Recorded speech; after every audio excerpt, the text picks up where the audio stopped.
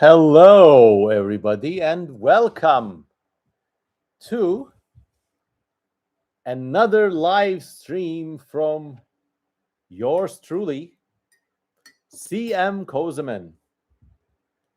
Aloha, good night, good evening, wherever you are, whoever you are. It's been a while, and I'm glad to be back with you all. And I hope you're all doing well and fine. Let me adjust this goddamn light. Okay. Khan says hello from Torino. Noonshai says hello. Evil Robot says it's the first time watching your streams. Toilet of Germ with a very creative name also says hello. And my long-time lovely fan and supporter Eleanor Davis also says this.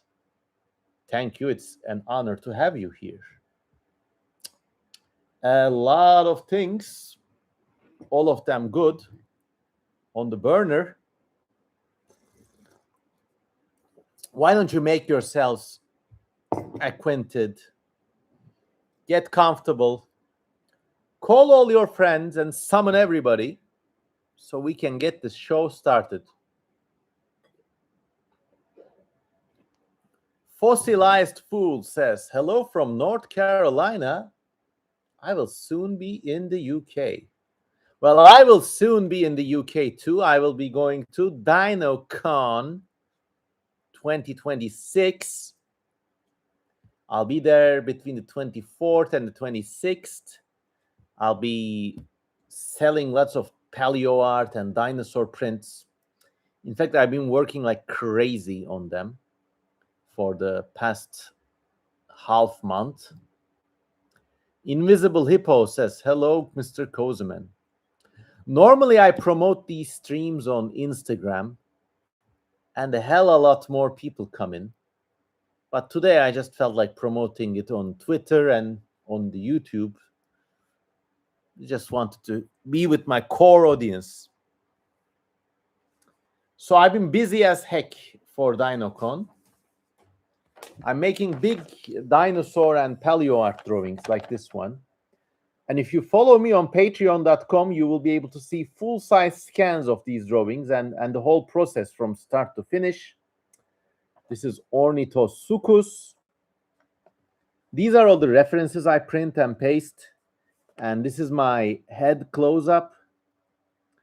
And, well, this is the whole body. This is just a layout initial drawing in pencils. I then go over them with pens, and then they become really spectacular. Like this is Dryptosaurus, one of the tyrannosaurs. As you can see, a very fine and meticulous rendition. There is a skeletal drawing below this at 10% opacity. And I have the skeletal drawing, and I draw over them with pencils and then pens.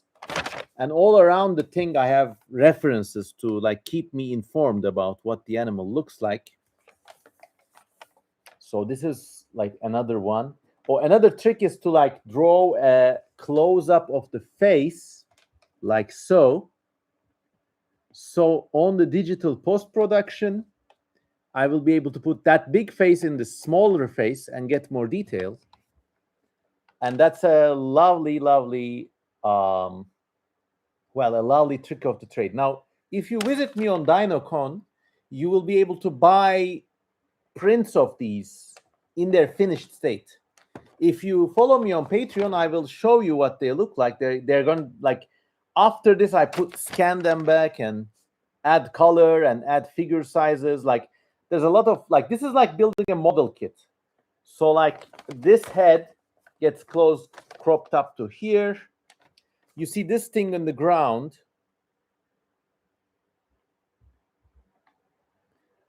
It becomes the shadow on which the creature walks, and it kind of gives it a mass and some weight. So that's that. But I've been making lots and lots of these. Like, I mean, feel free to We had Dryptosaurus.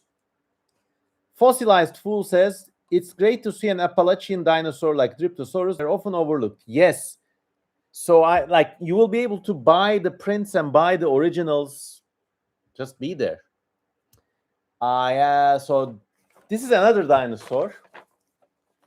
A more speculative reconstruction. But I wonder if you could tell me what this one is.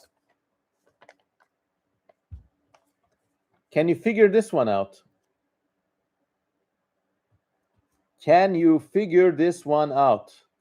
Now, the skeleton is 100% accurate to the best of our knowledge. But I did some speculation, some plausible speculation. So what dinosaur do you think this is? Let me know.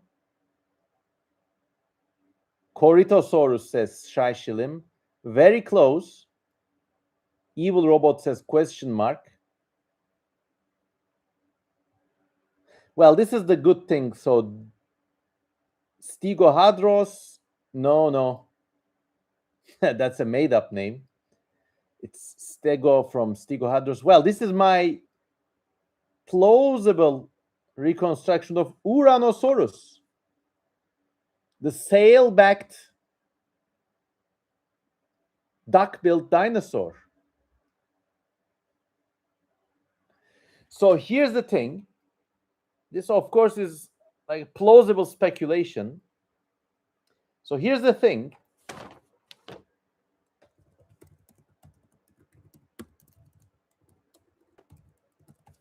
Let me show you what the skeletal drawing looks like,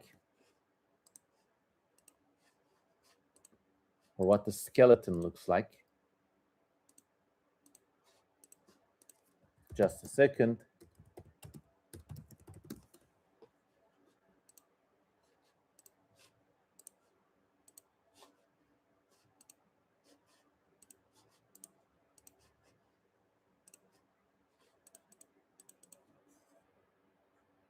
Okay.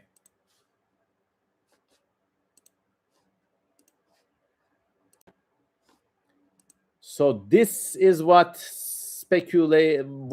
Uranosaurus looks like, what the skeleton of the creature looks like, okay? It's not too dissimilar to a stegosaur. So I gave him some frills, like some fancy, very elongated plates on the back. And I gave his head a kind of casque you would see, as you would see in Edmontosaurus. But actually reworked this head. So like here is my, wait. So here is my skeleton. Like this is the skeletal reconstruction I used. And I literally just added the spikes on top. And if you draw it like that, that is what comes out. I redid the head so it doesn't have as big a casque or a mitre, but it still has like a long, weird, almost camel-like face. And I gave it a long tail because years and years ago, over 10 years ago, there was some like paleo rumor stating that they had discovered a soft-bodied fossil of Saurolophus, a related species. And Saurolophus had a whip-like tail, apparently. Now, this has never been confirmed, but I took the artistic license of like giving it a long, almost sauropod-like tail and spikes on its back, and like this weird thing results. And I gave it a dewlap too, so it's like an ultra freaky creature. No, I love playing games like this.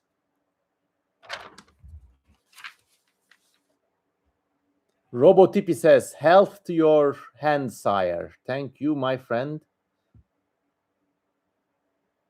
Lots of health and all the best to you too. Snobby says, I'm eating eggs with Turkish sausage, by the way. Bon appetit. V3C Chroma says, if Uranosaurus really did have that long hair, what do you think it was used for? I think for defense, almost like a sauropod again, like. And these things were like they had some pretty big predators. Anyways, there's more. I'm like currently on an ornithischian. No, sorry, an archosaur streak. So this is Postosuchus. I literally gave it like a small nose horn, and it comes out looking something like a retro reconstruction of Ceratosaurus almost. I shared this one on Twitter, so I think I can show you. Wait.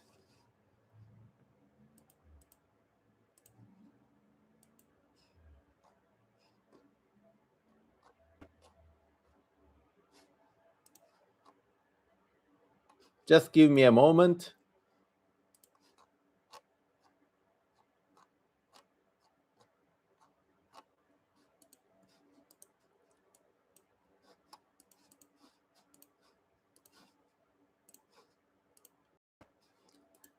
So when everything is finished, like digital post-production, when you put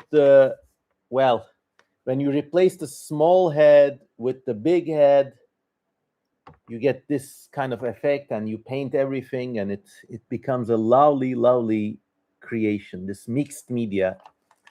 You start with traditional, because that's how I've been trained, and then move on to digital, and then this magical, like, you can't draw like this on a tablet. I mean, maybe somebody can, I can't. You can't draw like this on a tablet. You have to touch like actual paper with an actual pen. Look at it. It's like so nice. I just go to a cafe, take a fucking pen, take some paper, draw. No distractions. Like, I've been around people drawing with tablets. Every 5 minutes, they go onto the internet, look up for some references, get lost on Pinterest, doom scroll. So, yeah. Regen Taher says, really nice Cayman-like eyes. Thank you. Eleanor Davis says, I feel like drawing on paper is much more rewarding than digital. I agree. CJ Broskin says, gorgeous. Seven Serpents, Seven Throne says, what do you think about marine hyenas? What if hyenas took to the ocean after losing out on the land for some reason?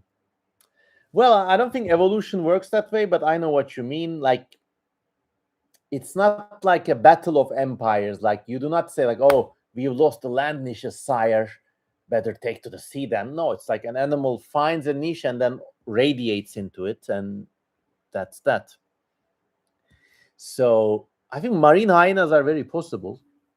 They'd end up looking like leopard seals, or like stinky, or like any mammal with marine adaptation would probably look like some sort of a stinky seal, or like a dugong or something like that.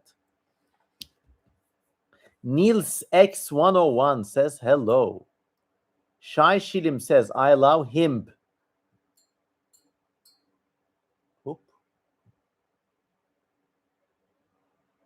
Technology is an unfortunate bane to our creative mind, says Robotipi. Well, it's a mixed bag. I mean, I'm talking to you through technology, so it's a mixed bag. I mean, I can't be a Luddite, but here's the thing. Like, when an embryo develops, the hands first come out like mittens, like just slabs of flesh, okay? Then something called apoptosis takes place, controlled cell death. So the meat between your fingers dies, and you have fingers. I think that's the way you should be using technology. Like, preserve the good side and try not to use the nasty side. So that's that. Kuro Minami says, how long did it take you to finish these drawings? I don't know, 1 hour each every day. Like, it's amazing how much you can. So like the drawing itself takes 1 hour, maybe 1.5 hours in a cafe. Then I scan, and like usually another hour for the colors. So I can like really churn them out. Like, I just started this week a week ago, and like they're really chugga coming out fast. So, and this is another print, like another paleo art to be made. This is Euparkeria, a cat-sized archosaur. I think this would be life size. Like, if this animal was alive, this would be the actual dimension, and it would make a great pet. And here's the close-up. It's just nifty. If you follow me on Patreon, you'll be able to see the finished versions of all these artworks and more. So if you're in the replay gang, that's me shilling out to you. Oh, thanks for showing us, says Kuro Minami. And 42 people watching. I'm really happy and proud, because this is the audience size I usually get if I advertise on Instagram. So, well, everybody's already here. Well, let me just show you some recent artworks and shit. So this is another one. While I eat some salad in the background, look at this screenshot. This is a screenshot you can only get in this goddamn channel and nowhere else. Green bird, hand, salad, and some eating action. Also, this is green. Put a green bottle, green mineral water. While you look at this incredible tableau, I want to ask you, where are you from? Where are you from? Where are you from? Where are you from? Let's have a roll call, everybody. Tell me, where are you from?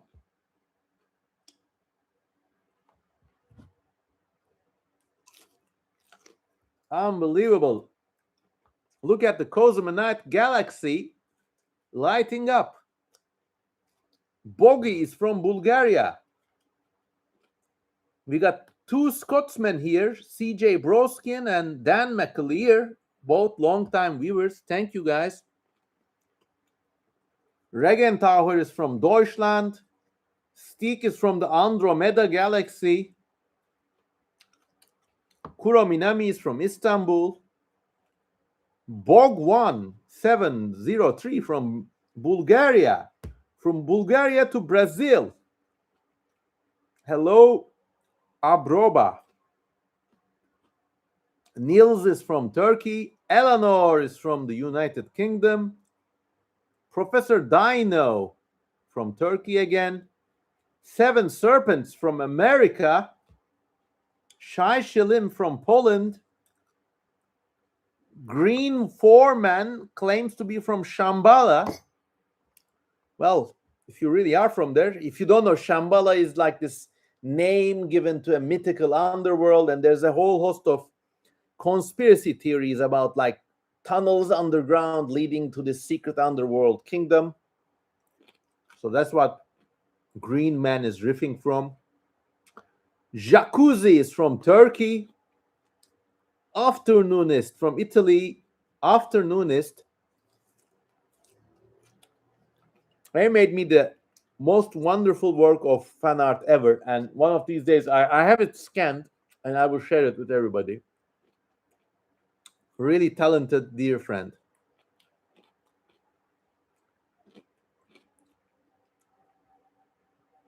Audio Curtis is from Montana. Very nice part of the USA. Invisible Hippo is from the City of Cats. There could be a number of places like that. Fossilized Fool is from North Carolina. Known from airplanes, donuts, and cigarettes. Lux Aterna is from Lithuania.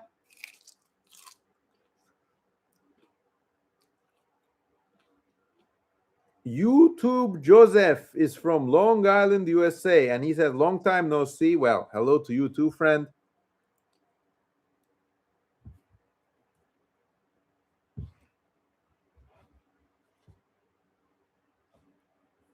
SKO is from Ankara, the Turkish capital. Music is from Arizona, at work throwing boxes in a trailer. Well, all the best to you, my friend. Have a lovely time at work.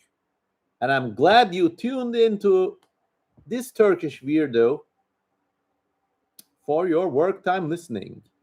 Gnome's Child is from upstate New York, another longtime viewer. Jeraber is from Mexico.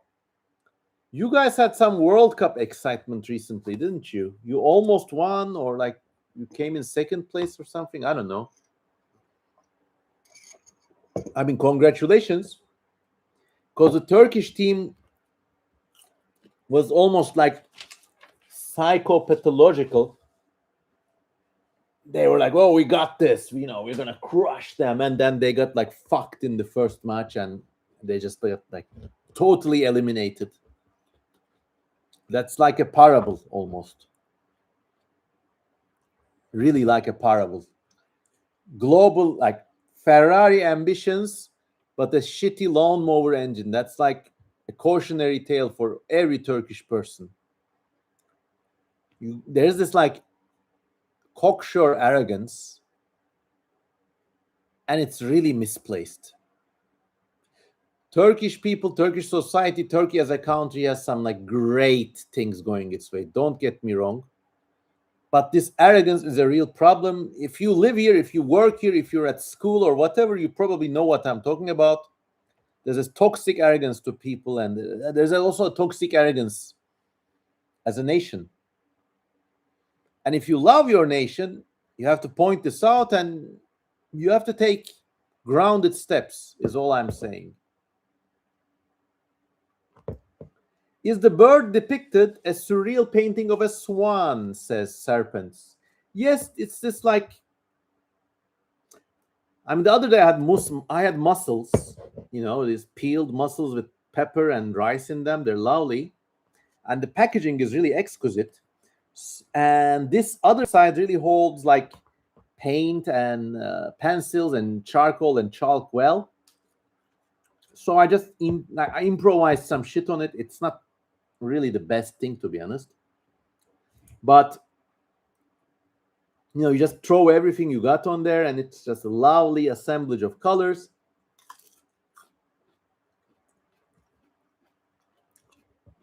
And that's that. Audio Curtis says, we're all weirdos one way or another.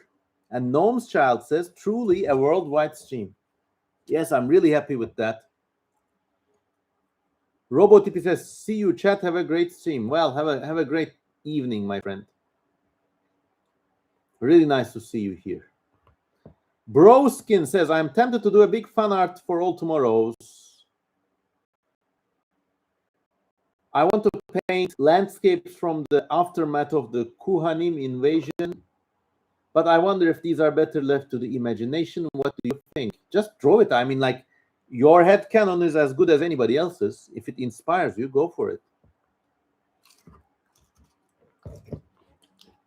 Speaking of books and shit, I've got some nice stuff to show you. Wait.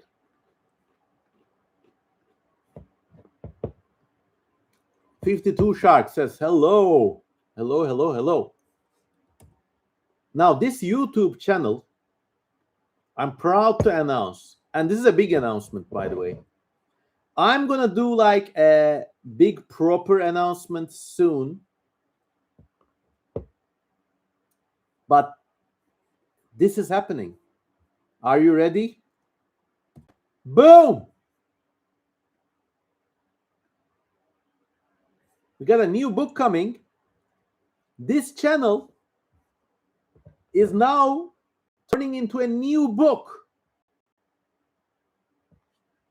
All Tomorrow's Author's Answers edition. Behold. Now, here's the thing.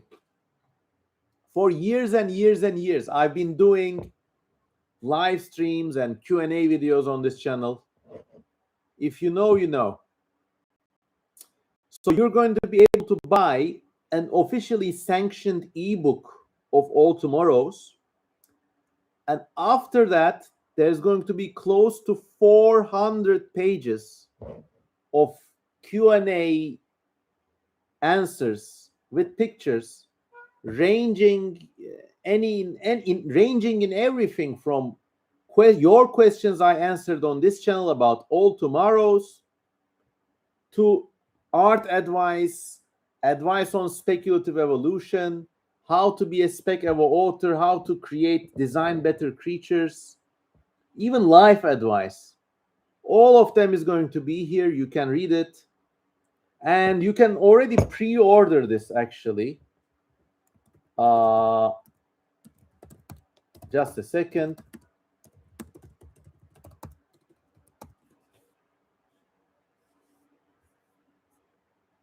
Wait.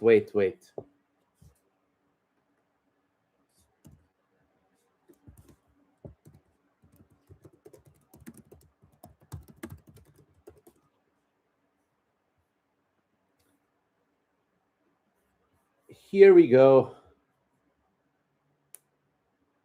Is there a link in the description? Well, there will be a link in chat now. Well, let me share this to you first. There's going to be an official announcement soon, and I'm going to make a video about it. So, but you can already pre-order it now, and I'm going to put the link in the chat. But it's coming out in a week or so. So you can also wait. I mean, like, you don't have to pre-order, but this is the link. This is the link. This is the link. I shared it 3 times. How much does it cost in euros? Well, let's calculate. It's $15. So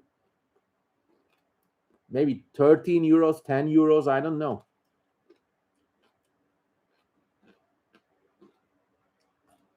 So go. I mean, like, so you'll be getting the official book, like you'll be getting the All Tomorrow's book in PDF format or in ebook format.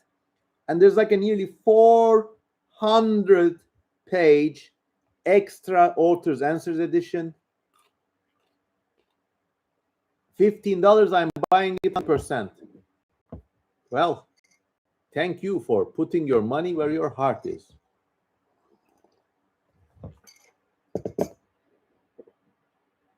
Kozaman, remember the time I sent you an email and you respond to me, says Evil Robot? Yes, I think I do. But I literally get hundreds of emails every week. I try to respond to everybody, but sometimes I forget who is who now. And this is a great thing, of course. It's a nice kind of trouble. Nice kind of woe.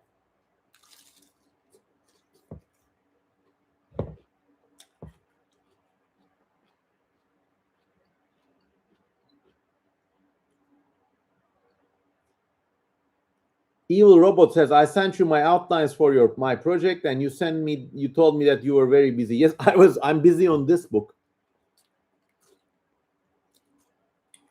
Will it come out in paper format too, says Cosmos Productions. Maybe. Now this is first, it's going to be an ebook. If there's enough interest, we might publish a paper edition. But then the paper edition will not have All Tomorrows in the beginning. It will just be the answers and questions. And I mean, I hope so. Audio Curtis says, pre-ordered. $15 is a steal. Thank you. Oh, also, here's the thing. This book is going to have the first chapter of All Tomorrow's Redux for you to read. Kuro Minami says, are you planning to translate it in Turkish in the future? Maybe. I mean, I'll have to see. That decision is not up to me. The Turkish publisher has to contact the British publisher, and they have to work out a deal.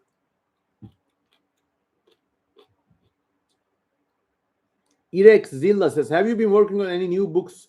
Brother, my brother in Christ, I've been showing you the new book. Oh, well.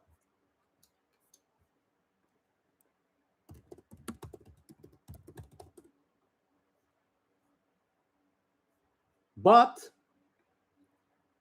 if you want, I am working on a new fucking book, which is this.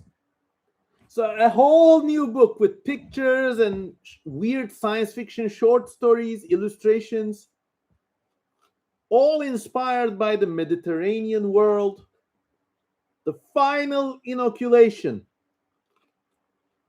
is coming your goddamn way.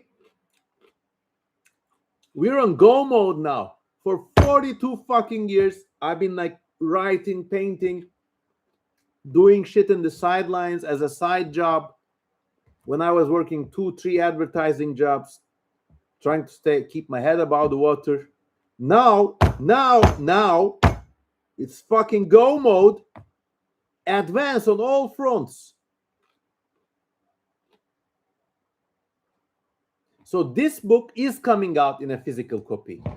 You will be able to like buy it in bookshops and everything.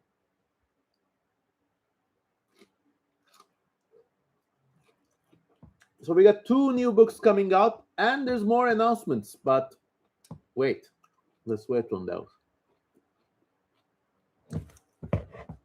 What are you eating?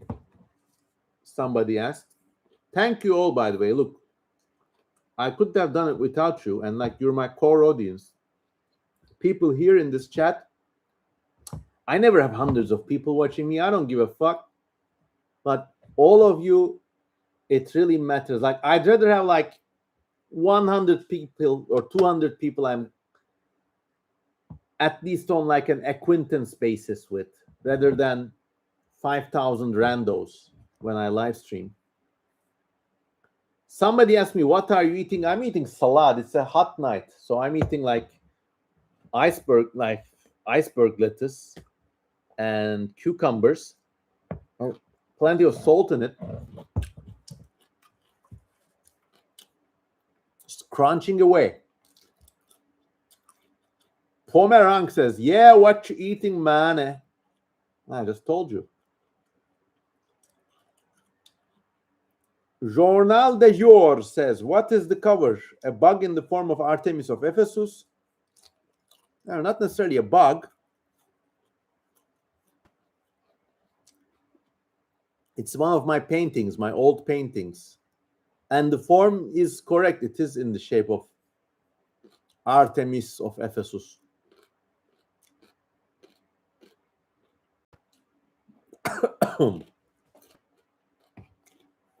I mean, this was the inspiration.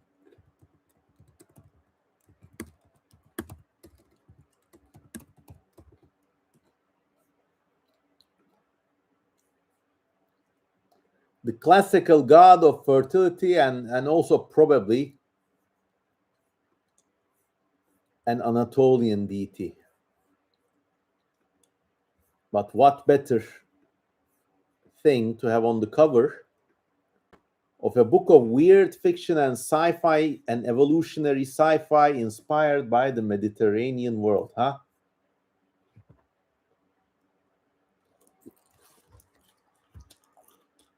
Joseph says, is it a speculative evolution book? Yes, there are many stories about speculative evolution and worlds in there, and lots of images too. So, yeah.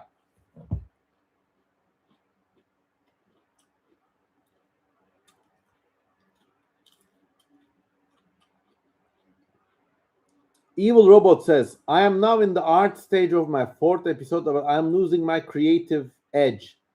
What advice would you give me? Take a break, then double down on it. But you kind of have to force yourself to you have to force yourself to paint and draw sometimes, and that's just the way these things are. Emre says, did you drink Powerade today? No, but I was in a cafe earlier and I did drink some Churchill. So bizarrely in Turkey, there's this drink called a Churchill. I don't know who came up with this name. Sounds like a British name. It doesn't have anything like. There's no drink with that name in Britain. And a Churchill, you would maybe expect it to be a cocktail or something alcoholic, because Winston Churchill was famously like a very high functioning alcoholic. It turns out the Turkish Churchill is just like sparkling water, lemon, and salt, which is like a real refresher in summer months. I'm really curious about the etymology of that cocktail. It probably started in a bar somewhere, and then spread around the country. I had my Churchill. Now I'm having Öz Kaynak mineral water, some tea,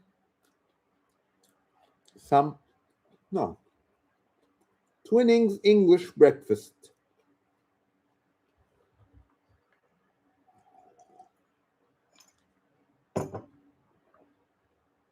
Morta Credit says, this goddess originated in Izmir. Yes, and how proud of us. How proud for us to have this image in the cover of an internationally top-selling sci-fi book, huh? Satora Repo says, Hoy Bugs Bunny, evoking the motto I have with Mert Günhan, a fellow YouTuber. Evil Robot says, are any post-human species from all tomorrows a type 3 civilization? So I will have to expound on this, okay? This relates to something called the Kardashev scale. This is a theoretical framework you keep hearing about online. Now, I'm not suggesting you are one, but this Kardashev scale is like a dog whistle for a lot of like these Elon Musk adjacent tech bro types. So this is the Kardashev scale. It ranks civilizations according to how much energy they can use. Type 1 means they can control the energy of an entire planet. Type 2 says you can control the entire energy of your star and zoom around the solar system. Type 3 says you can control the energy of a galaxy. And then there's some like more bullshit tiers, like type 4 is when you can control the universe. And type 5 is when you can control the multiverse. So you go fucking Marvel comics on that shit. Go fucking Thanos. Snap your fucking finger. Now we're going to be unloading a lot of critique on this Kardashev scale. And apparently type 6 can exist beyond time and space or in higher dimensions. And just, it's almost like a joke. Look at this fucking image. I can't, like, there was a man or a woman, probably a man, who thought this would be a cool image to make. Face. How parochial. This is like peasant mentality. You're talking about a civilization that exists beyond time and space, and you got this fucking person's face. It's funny. Galaxy brain meme. Okay, now, we're kind of having fun here. But here's the thing. Kardashev, the scientist who made up this scale, was a Soviet scientist. Skala Kardashova, they would say. in Russian. Okay? Now, this is a very Soviet way of looking at things. And by that, I don't mean left or right. I'm not saying it's a communist way of looking at things, but it's like a very like mid-20th century way of looking at things. And they kind of guessed, in one generation, people went from living in villages to the atomic age and the jet age. So they kind of felt that progress was linear and inevitable. Now we know that it probably like there was a plateau, and like imagine your kid grows like twice his size. It doesn't mean he's going to be 100 meters tall when he's 16. Growth stops at a point. So, like to answer your question, Evil Robot, if you had to force the coup into one of these scales, it would probably be between type 2 and type 3. But all I'm saying is this thing never maps out to reality. We cannot even hope to control the entirety of the energy on planet Earth. And type 2 means you can like build structures around the sun. How are you building these structures? Where is the raw material coming from? What are you going to do with that structure? And like this is what they don't get. It's like such like an apologies to all the engineers here, but like it's such like a engineer's myopia, kind of like just because something is plausible doesn't mean it's possible. And there's no way we can even attempt to control all the energy of the planet without destroying ourselves, let alone the planet. And just think about this, like even if there was like this goddamn mega new age, okay, we're doing it for real, and you're going to be a type 2 civilization, right? You're going to like build structures around the sun somehow. This effort would take thousands of years, centuries. But name me a state, let alone a company or a civilization, name me any human organized entity that has lasted unchanged for, I don't know, 300 years, 400 years. The closest analogs we have are like China and ancient Egypt, and they are like strongly dependent on river systems because that's how they stood static.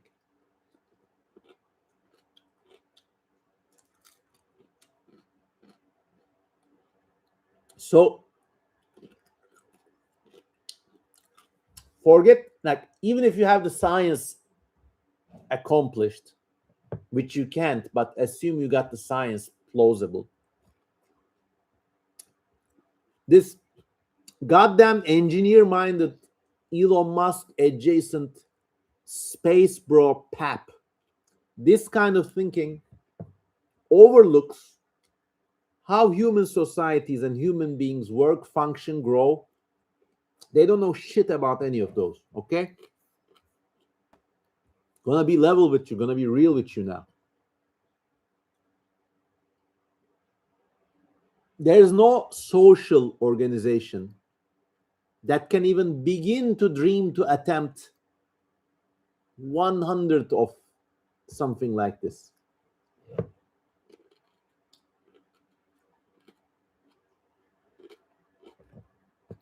And wooden structures around the sun using 100% of the sun's energy have catastrophic energy. Yeah. So this is like dreams of growth without reason. I really think like people who genuinely believe in this stuff, like who think it's going to be possible, like without humanity being unchanged. I mean, they're just like dangerously deluded. I think it was there's a channel called Angela Collier. One of her videos, she said something like, "Your boundless optimism will kill us all." So this is what I think about Kardashev scale. It's like a very engineer / computer game minded way of looking at things. Life just doesn't work that way. I think the craziest part is jumping from one star to the galaxy. Yeah, bish bash bosh. 52 Shark says astromorph gods are type 4 for real. No, like even in the confines of the All Tomorrow's universe, which is fiction, which is a fantastic allegory, it cannot be real. Check out other videos in this channel. I've got a video exactly about that.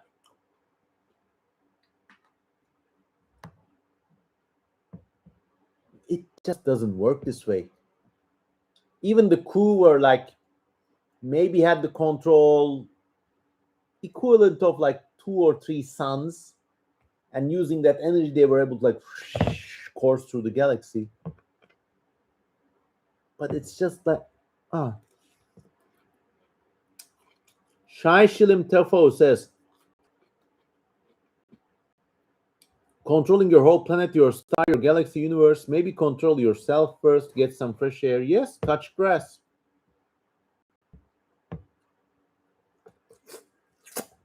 I'm eating like a savage. Got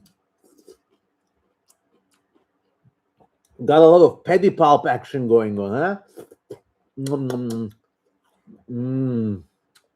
Who would win, Gravitals or the coup? Any answer I give you now will be less interesting than the dreams this fight conjures in your mind. Lucas Avangard says, you don't believe humanity will conquer the galaxy? Highly doubtful. We can make ourselves known across the galaxy, send out probes, send out signals. But with our current understanding of the universe, of the laws of physics, it's flat out impossible. I think the most we can do will be like some bases on the moon. But I don't think, look, humanity is a product of Earth. We can't be, we just cannot be a multiplanetary species. I had so many fights on Twitter with space bros about this. They community noted me. I think they're just not serious people. YouTube Joseph says, have you heard of Göbekli Tepe? Have you been there? Do you think it's the remains of a lost civilization as proposed by Graham Hancock? I have a video about this on this channel,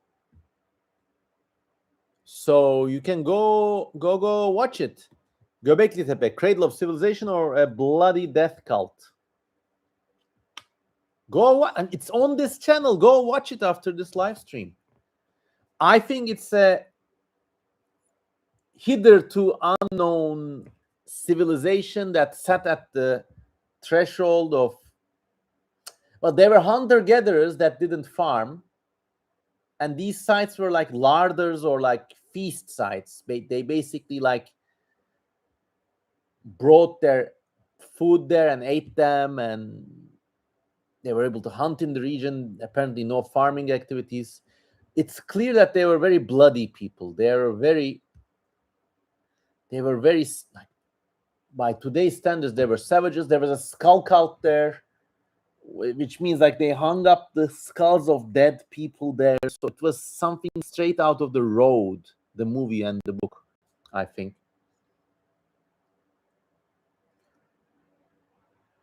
And if I was an alien who came to Earth and I saw those things, I just nuked them from orbit. And there's relics where human bone fragments are mixed with dogs and pig bones. So they seem to be these tribes who had just discovered that they could kill and eat everything, and they proceeded to do that. And yeah, it was a very dark place, I think. And note that Göbekli Tepe, at least parts of it, I might be mistaken, but it was buried by later civilizations. Okay, people who came after there looked at these sick fucks and they probably genocided them. Good fucking riddance.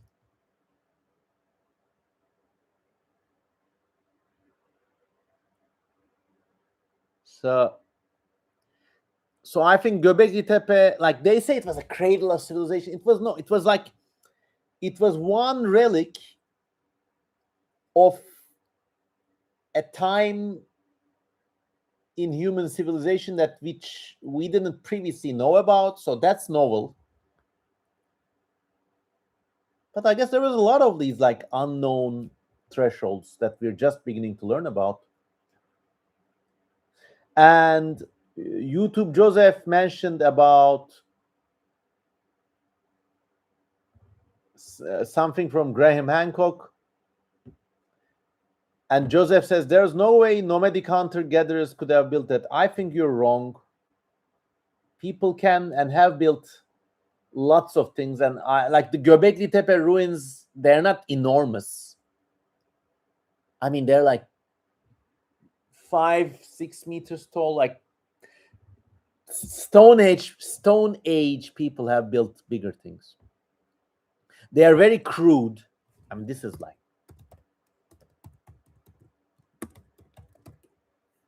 they are very crude. And there's a certain artistry to them. I am not going to deny that. But they are very crude.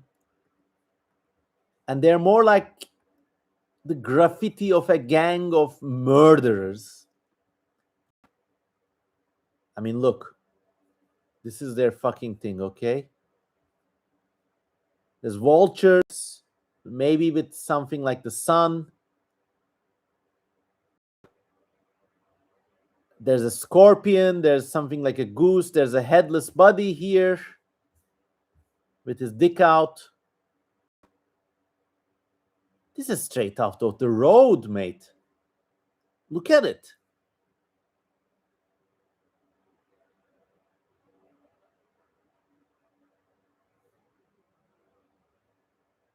I mean, this thing is evil. You can see it radiating.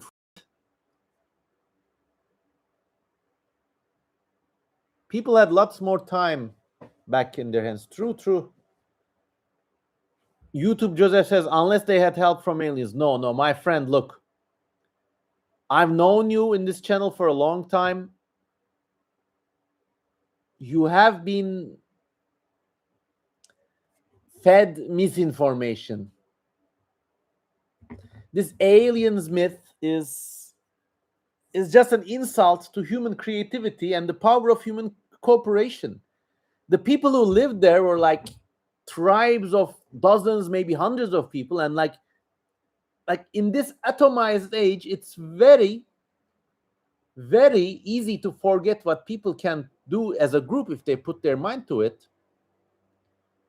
And this is just too crude to be like, this is just like, I mean, if this is aliens, okay, now what the hell is this? This is Mycenae. Okay,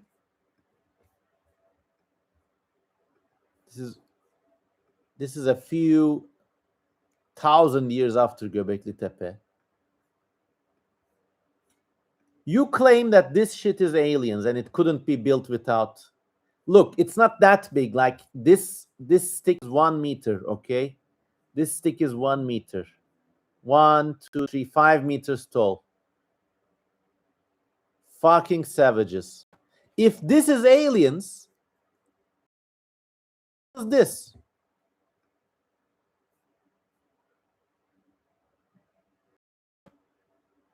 Graham Hancock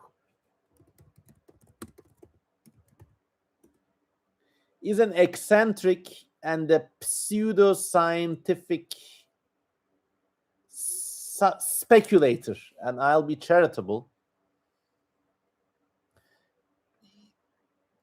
Like, you can't imagine how seriously charlatans can get taken if they dress up cleanly and speak with a British accent.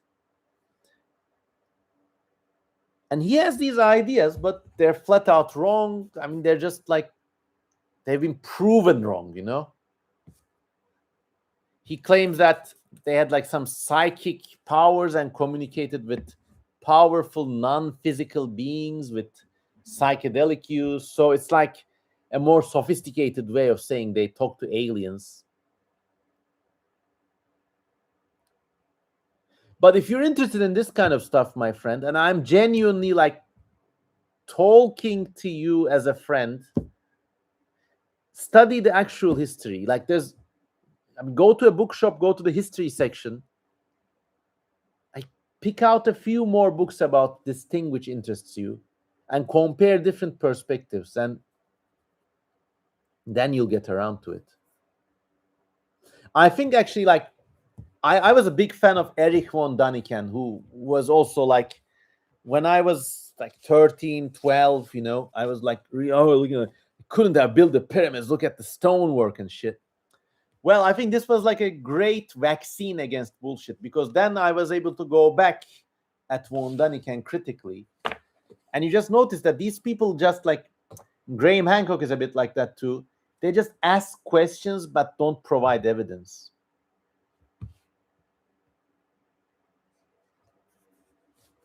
Toxic Troon says, alien propaganda. E-Fables real. What's your favorite music genre? Well, go to this channel, go to my playlists. There's my favorite music playlist, so go play that, okay? Eleanor says, the more exciting and enticing a conspiracy is, the more I'm suspicious of it. Very true. That is why I'm going to pin your comment.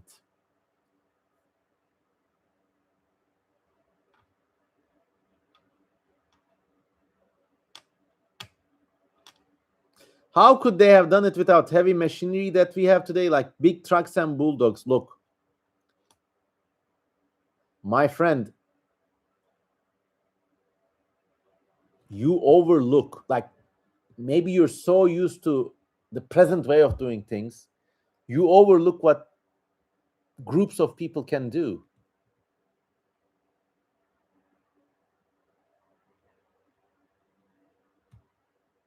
Without your life resigned to machines, people can actually do a lot.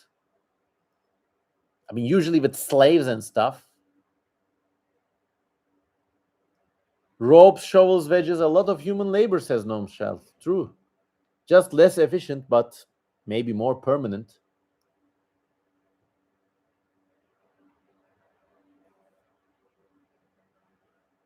So that is that. And even on YouTube, there's lots of resources that talk to you about the ancient world. Like, go watch my good friend Trey the Explainer's channel. He's a very good primer on archaeology.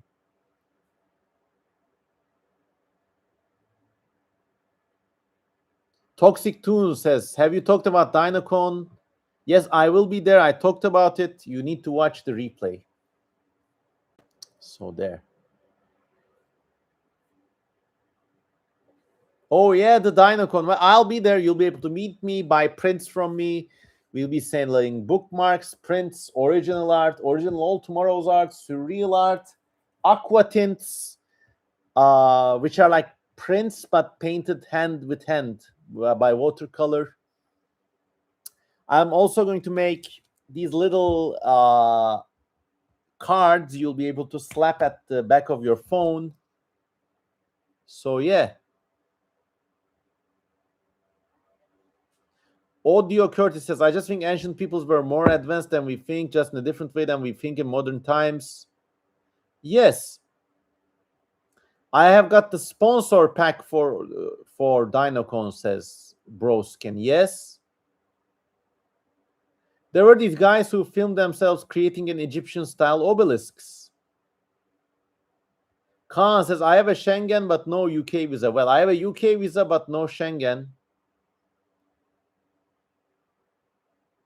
These European countries, they're really being unfair to Turkish citizens, I must add. They don't like... I can't go to Europe, even if I wanted. Because they don't issue visas, and the visas that they do issue get taken up by this corrupt system, and it's very unfair.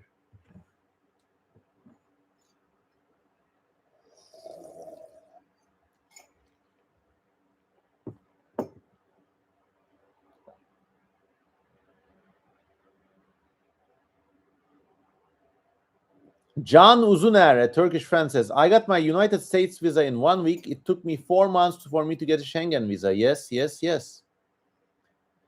CJ Broskin says, are you joining the art exhibit in Dinocon? No.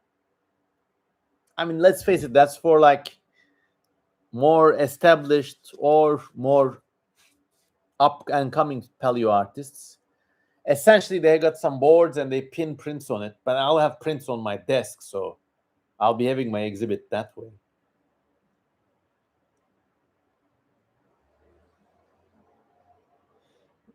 Toxic Toon says, do you like it when people make characters from All Tomorrows? Of course I like it. Or is it too much? No, it's not too much. Look, unless they make it really sexual and smutty, and back previously I had this reputation as a sort of like wild renegade creative guy, but I really don't like I really don't like gore or smut. And if you ask me what's smut, well, I know it when I fucking see it. So there.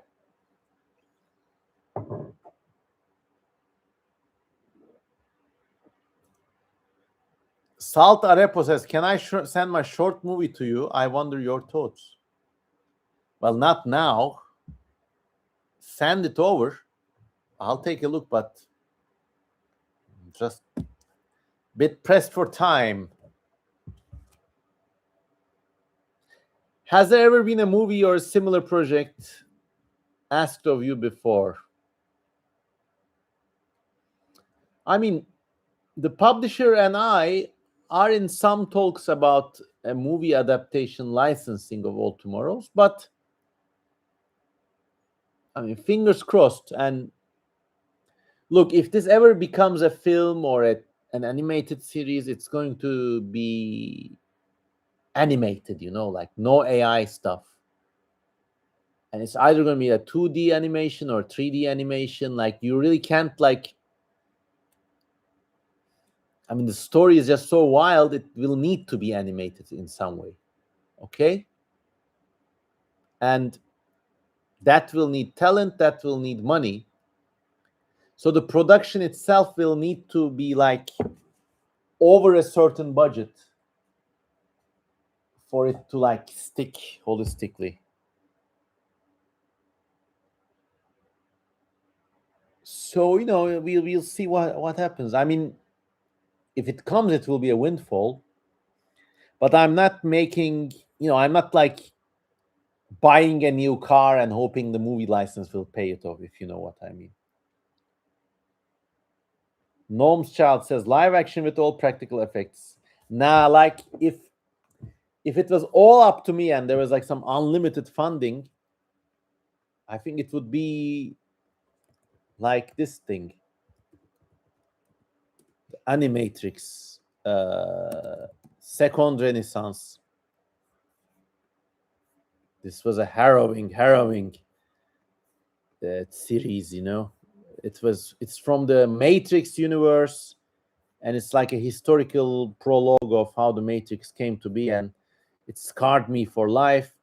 But I think it would be like an episodic treatment similar to this, This was like, I can only watch this once per year. It's very dark, very short, but very dark, and each rewatching you find something new. Do you know about Scavenger's Reign? It reminded me of All Tomorrow, says Khan. Yes, but I still haven't seen it. I'm just so busy with my own shit that I rarely have time to like watch stuff recreationally. Even most I get is my breakfast time, where I watch like airplane videos or Clint's Reptiles or other stuff. This was very, very like inspiring.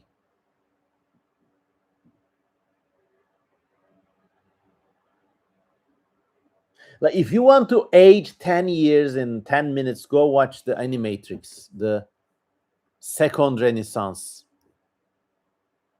It is really dark, and it shows you how the Matrix was created. And there's like some war scenes in there, which is just like, ugh.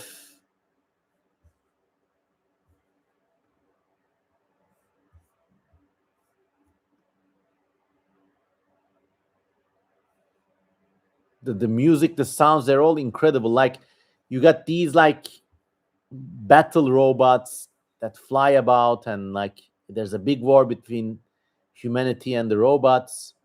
And you notice if you look closer that their bodies are covered with crucified people who are still alive, so they're using humans as batteries.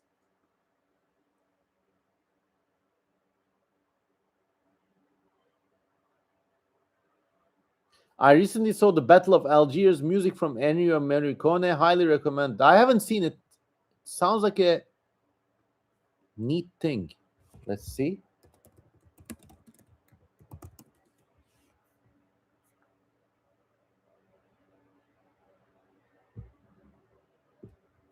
It's based on the Algerian War of Independence.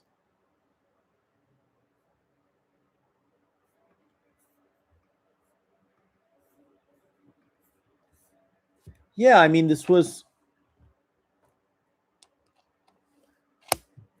initial area of post-colonization.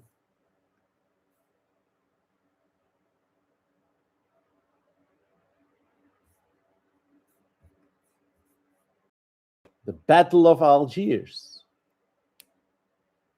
Here's an interesting thing. Like Algeria was a part of France after World War II. Like they literally considered it like a department. Like so, it was the same thing to them as Marseille was, or Paris was. You know, at this administratively speaking. But of course, there was a like it was complicated. And this tank they used, the Panhard vehicle, I recognize this. Now, this was a neat.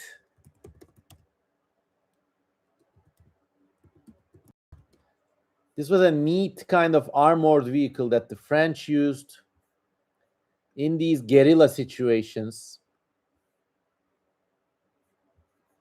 The cool thing about this tank, it's not a tank, it's like a wheel armored fighting vehicle, okay? The Panhard EBR. This is like the war nerd in me. This is like one of my favorite vehicles. So this was a very interesting and intuitive and weird design. It didn't have tracks. It was a double-ended vehicle, which meant that it had a driver on both ends and an engine and a gearbox at both ends. So what this meant in practical terms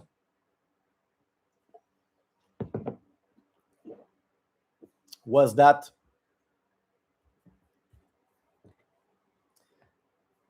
imagine there's like you're a part of an armored column going somewhere, and this is your tank, okay? This is your tank. So you're like, imagine there's a mountain here, and my hand is the top of the mountain, and you're going up there, and like someone starts shooting from here.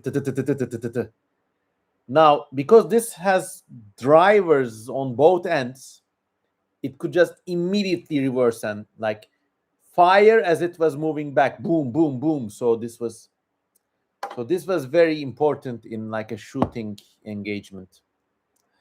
If it was another type of vehicle, it could not reverse. It had to maybe turn or maneuver or like go at a lower gear speed. But like the EBR could like just go back smoothly and shoot as it went back. And this was like a life or death difference in a actual military ambush situation. Emre B says, can you check out Pickled Humans on Elden Ring? Look, I haven't never played Elden Ring. Maybe I should, but maybe sometime else. And now we just use drones, says Vernauta. Yeah. Drone warfare has changed war just so much that it's a very dark and like unprecedented state of affairs. And I think like the complexity of drone operations, there's probably a lot of shit happening in Ukraine and elsewhere that is just now classified and we don't even know what's going on. Like a lot of the things we think are accidents may be drone attacks. Like airplane accidents, there used to be this like, there was an accident where like the top leadership of the Iranian military died before the current war started. And what is to say that this wasn't caused by a small drone that was indetectable to radar? Only time until killbot, says Vernauta. Yes, true. 1 hour in, 60 people watching. Thank you all for being here. Hey, bro, how are you, says Morana. I'm great. Thanks for asking. Broski says, I'm going to have to bow out now. I'll see you at DC and I'll have a place at art exhibition. See you. Well, see you at DC. That's Dinocon, not Washington, DC, I guess. Looking forward to seeing you there.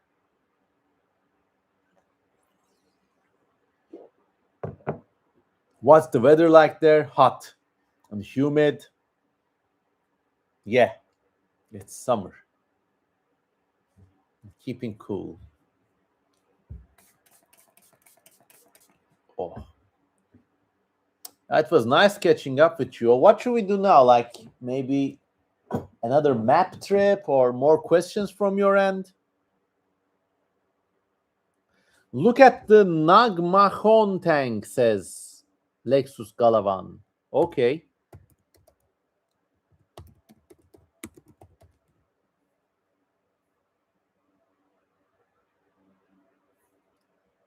Oh, this is an Israeli weapon, but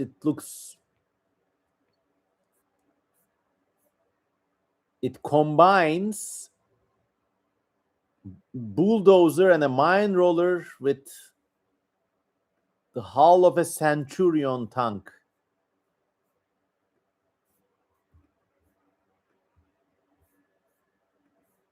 So here's an image.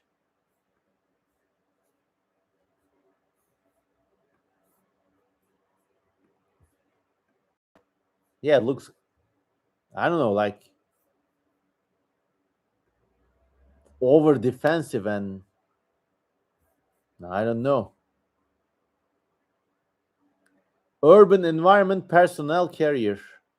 Well, I'm really curious. Like, look at the windows; it's insane. But I'm really curious how drone warfare will affect these things.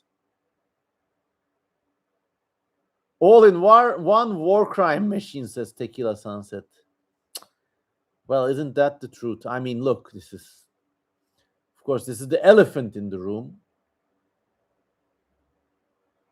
I mean, Israel's Gaza offensive. This is such an ugly situation. Like October 7th was a genocidal attack too, and that gets overlooked a lot too. They just went in there, killed everybody. And then, of course, what happened in Gaza was also a crime against humanity. It was ethnic cleansing. These are just like the machines of war used in that. Like, this is such a sore Sore conflict. I'm sorry. I mean, it's a cool vehicle, but at the same time, it's just like such a current and intractable affair that let's share something else. It's nice to hear that from you, says CM, says non 3310.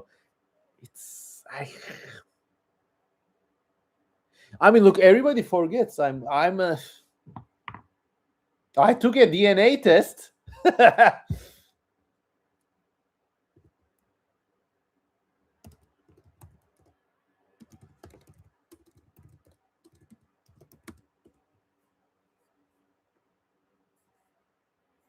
Here's the results of my DNA test, okay? I've shared this before. That's me. I'm clocks out 75% Ashkenaz Jew. There's reasons why this happened. I'm not going to go into them all.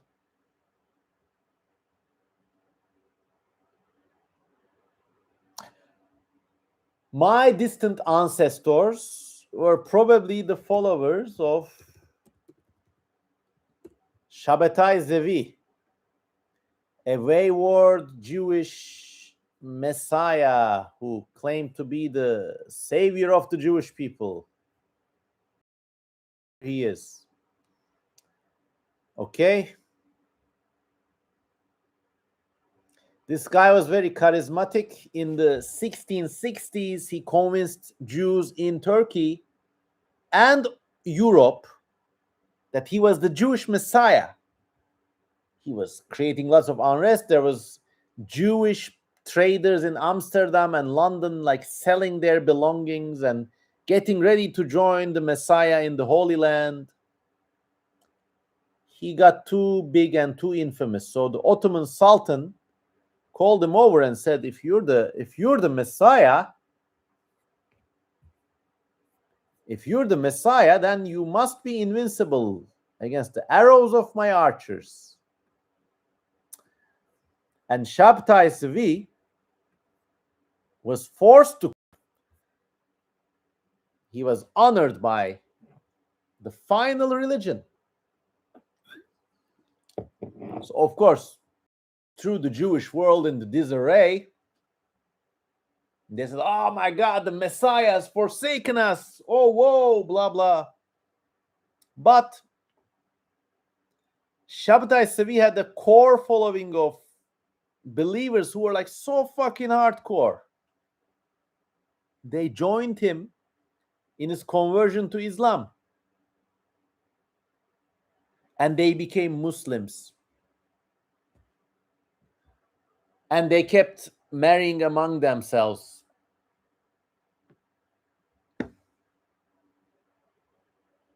So that's why I have a Turkish name, Cevdet Mehmet Kösemen, but when you cut me, I bleed Ashkenazim.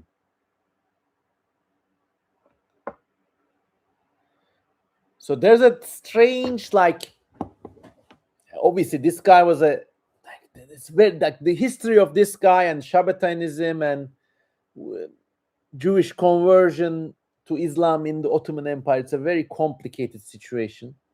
I can't tell you all about it today, okay? But I think this guy did something good. First,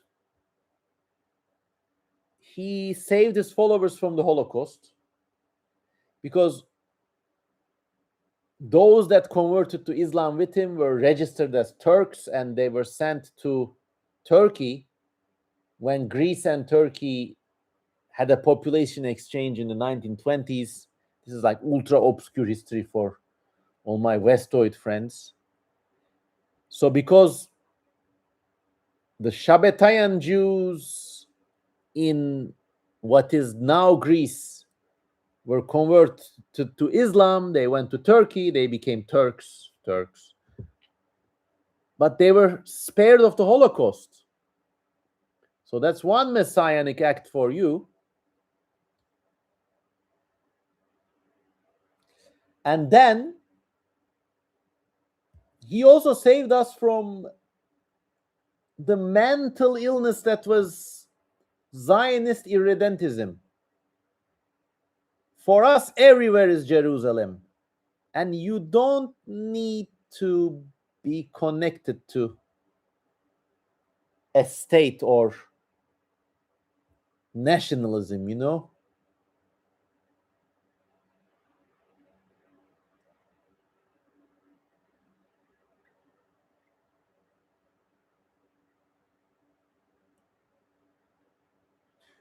So there's a deep lore about yours truly.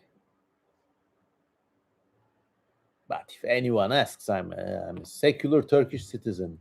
I'm actually quite proud of. I'm quite proud of my Turkish citizenship. It's the only citizenship I have, and probably the only citizenship I will ever carry.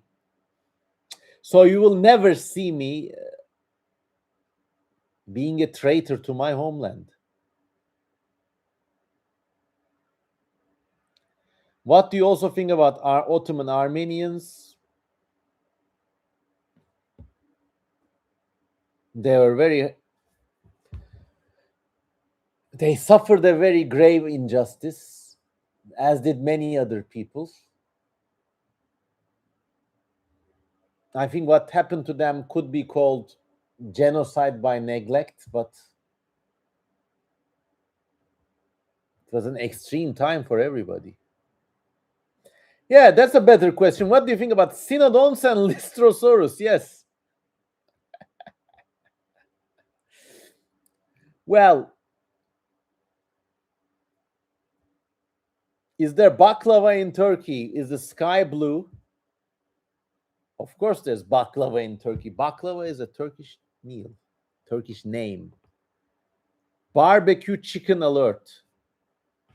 I don't quite follow the joke here.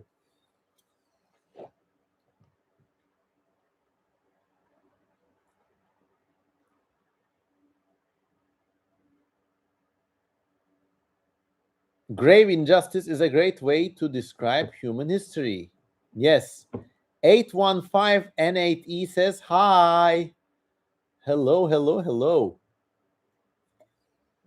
Lystrosaurus is my proudest cousin as I'm. Yeah, let's move away from the Jewish history and bloody recent history stuff, and let's move on to the past sunlit uplands of paleo history and Lystrosaurs. What I like about these things is their skull. They really had forward-facing eyes. If you see one of their skulls, and my good friend TK Sivgin showed one to me a couple of years ago, and I cannot get over how like Star Wars universe coded these things were. Here's a Lystrosaur skull, okay?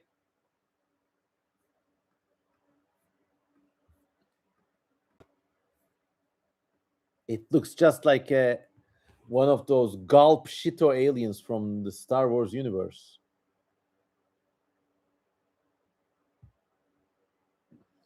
What do you think about Strutios, Cephalus, and Moscops? It looks like a turtle. Look again. The eyes are forward facing. The face is flat.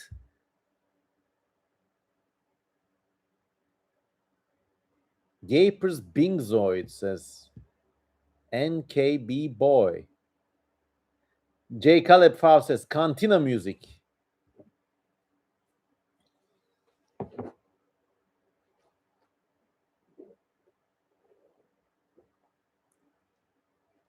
Is there a new book coming? What are you doing in a few days? Says Boratach. You need to watch the stream again. I advertise not one but two new books. Thoughts on Rinkosaurs. They're very cool. Rinkosaurs are like a genuine speculative creature. I mean, they had these like almost ceratopsian like faces or skulls. It's really wide, flat. They look like giant lizards that were herbivorous.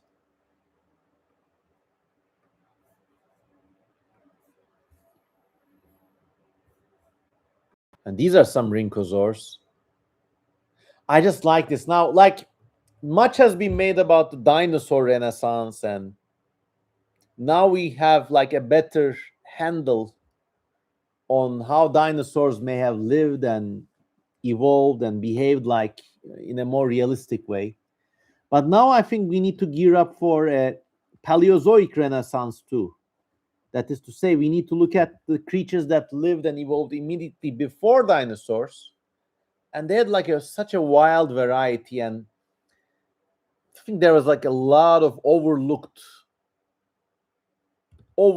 things going on there too. So I predict in the next decade people will have like a better appreciation and a better reappraisal of these pre-dinosaur era reptiles and post-Permian, pre-Triassic. Like, that was a bizarre era. And a lot of creatures there were like echoing the forms that would later evolve among dinosaurs. So that's really interesting. So there. Yay, the Paleozoic, says Anatoly. They look so cool in conjunction with living with cynognathids, proterosuchids. Yeah, I mean, these creatures live together with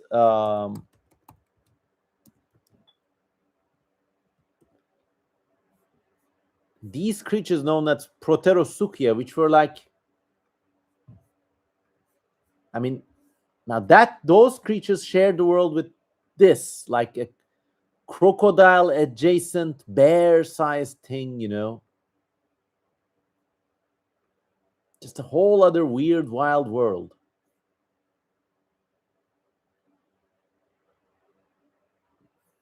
And they also shared with this, they shared the world with cynognathids, which are these mammal like reptiles.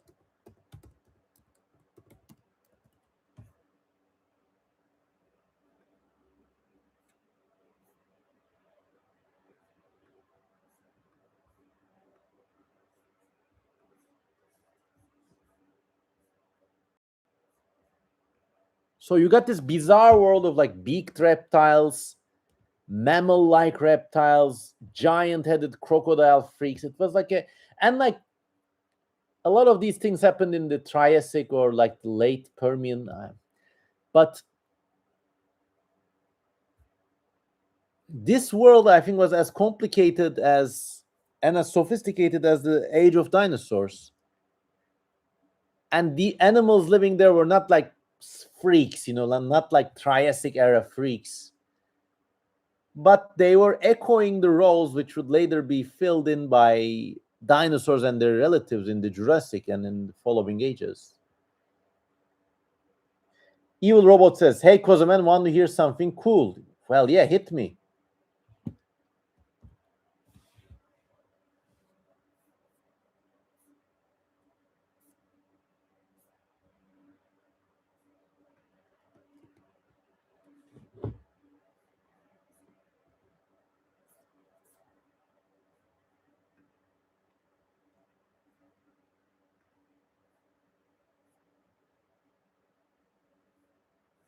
Okay, tell me the cool thing, and also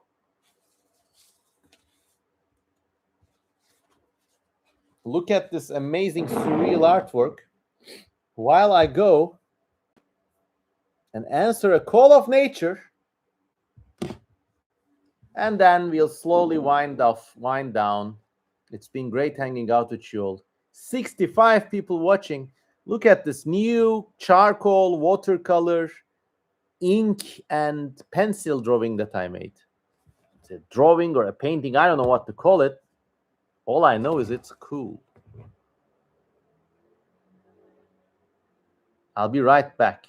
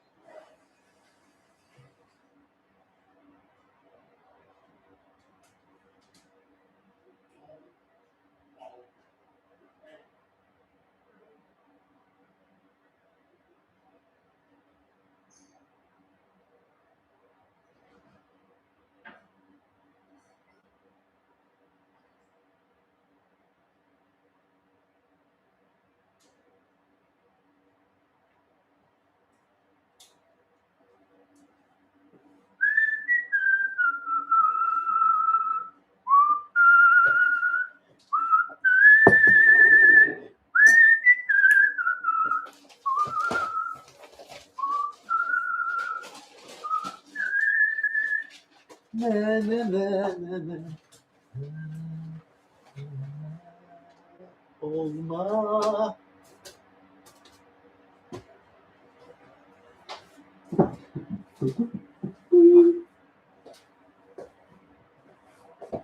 Oh. Mm.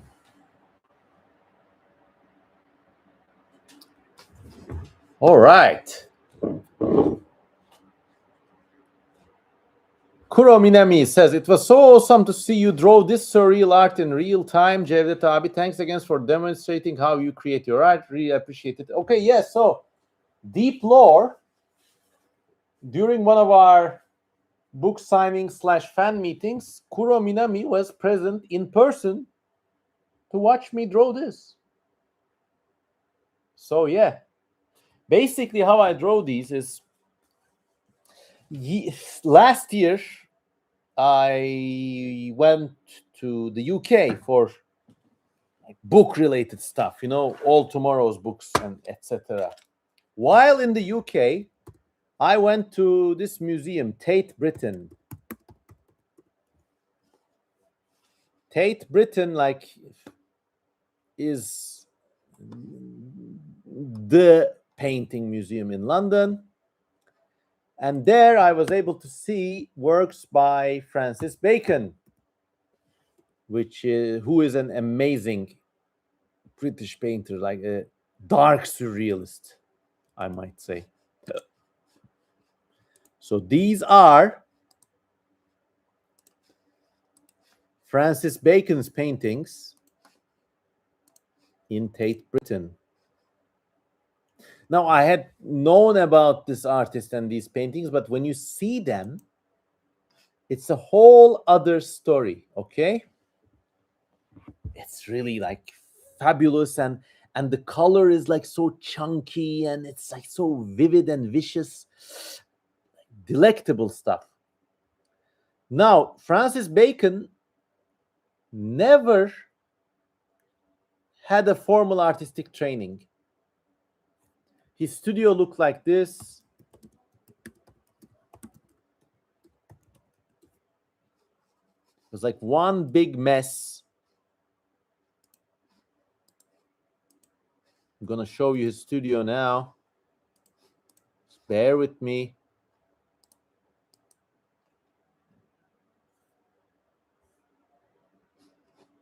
This was his studio. And you notice he used everything and anything. I think many of his relationships were defined by violence, says Vernaute. True, he was also a very dark, he would go have himself beat up by gay lovers, and a very troubled individual. That's both part of the process, but also beside the point. So you look at his studio, this wall paint, professional oil paints, gouache, watercolors, enamel paint, encaustic, tar. He even in some of his works, and when you go there and you see them in person, you understand this. He even did accents with dust he picked up from the floor. Okay, this was amazing. So I saw a barrier was broken down in my mind. I said, wait a minute, as long as I can get things on paper, doesn't matter if I use watercolor or charcoal or oil or whatever. So, well, this is of course very amateurish work compared to Bacon's, but I'm using everything together now. There's paint, pencil, charcoal. I rub my finger in, and it's very raw and colorful. I really like this shit. This is mixed media. So is this. You might call this Bacon on a micro budget, huh? If I have more space, I could do bigger paintings, but of course, everybody's a different artist. Then it's kind of I'm open my mind, so I'm just bashing things together. Now, this was charcoal and watercolor. markers, and it's just fun. I love that, says Tiger Blue Thunder. Method painter. A messy approach to creating art is not such a bad thing.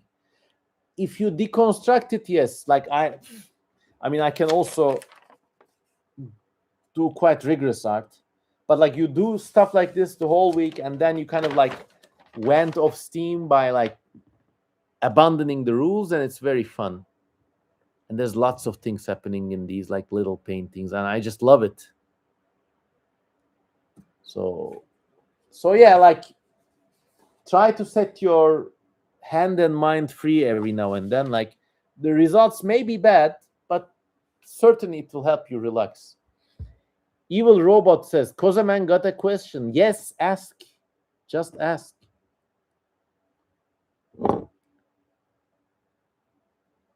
What do you think about Mauricio Anton, says Spark Tacos? He revives saber-toothed cats. Okay, Mauricio Anton is a great paleo artist.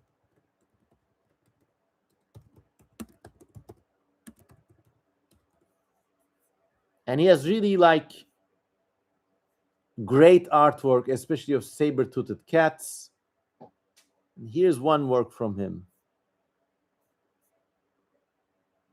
There's many works by him, but he's really good with mammals mostly.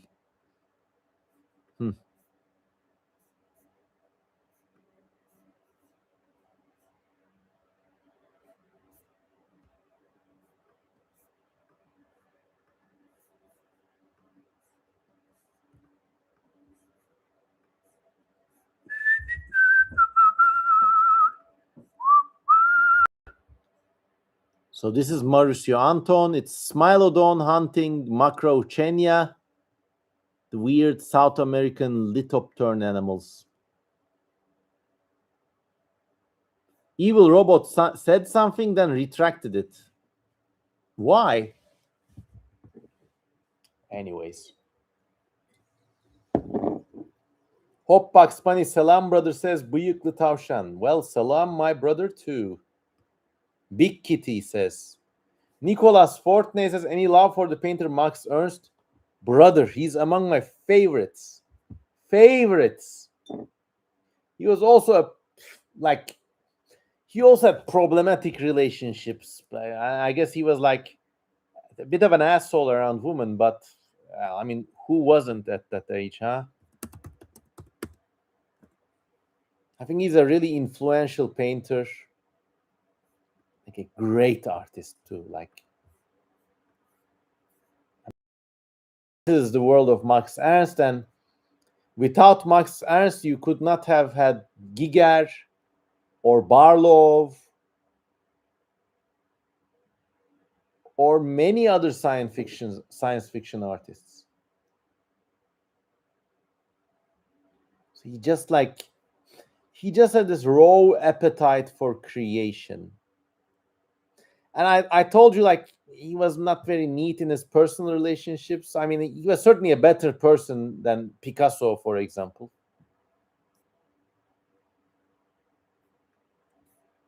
Here's another work by Max Ernst.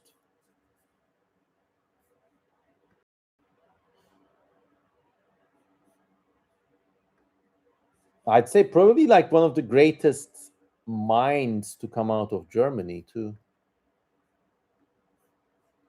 Anyways, this is one of my dreams, like when I'm older, just want to like retire to a weird sunny village someplace on the seaside and just paint.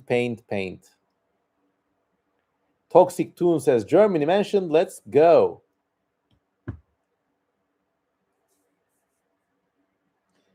Only the British follow this guy. I've seen very few Turks following him properly. It seems that this guy's value isn't appreciated in Turkey. Anyway, goodbye, says Mr. Sheriff. Are you talking about Max Ernst or Bacon? I don't know. Or me. But I don't know. And 815 N8E says, he dated Leonora Carrington. She said he was troubled but not violent. Yes, true. In fact, Leonora Carrington has... Okay, wait. So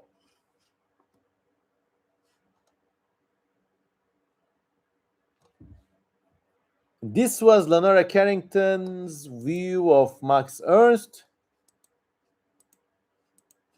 First of all, let's look at Max Ernst and Lenora Carrington. Lenora Carrington was also a surrealist painter, and she was one of the lovers of Max Ernst. And they had a good time. I mean, this is like one of those ideal couple pictures. And this is a painting that Max Ernst made of Lenora. This one is called Lenora in the Morning. And this was a painting that Lenora Carrington made of Max Ernst.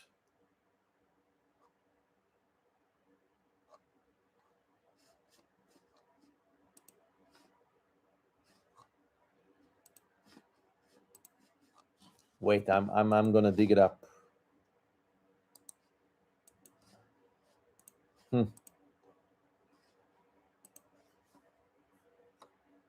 So apparently she saw the best in him. He was like a fragile, icy soul, almost childlike and naive and innocent, and in some ways cute.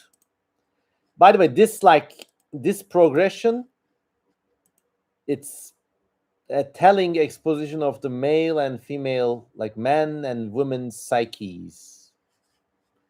This is how she saw him, and this is how he saw her.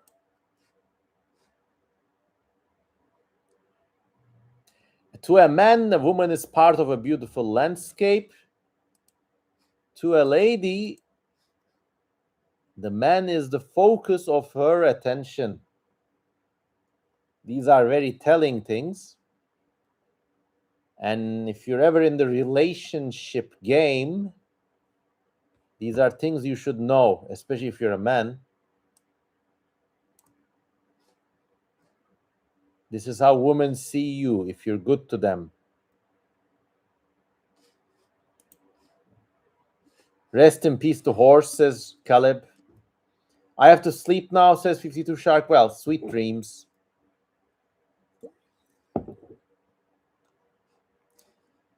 But after they broke up, Lenora Carrington made a ridiculous and funny painting of Max Ernst.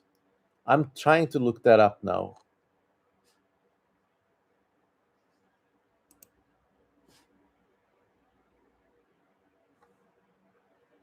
Okay, here it is. So after they broke up,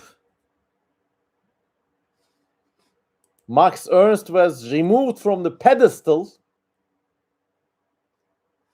Remember, the horse is a symbol too. Like here, he has the horse trapped in his crystal. He has her under his thumb almost. She has given him her heart. The horse is here and also here, frozen. After they break up, this is the situation.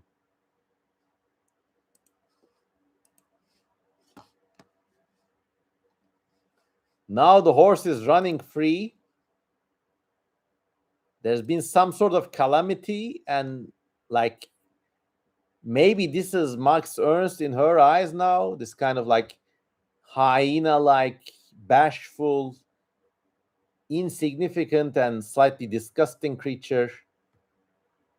And she's like, get lost, you little bitch. And now the horse is running free. She has found herself, and her hair is flowing and blooming.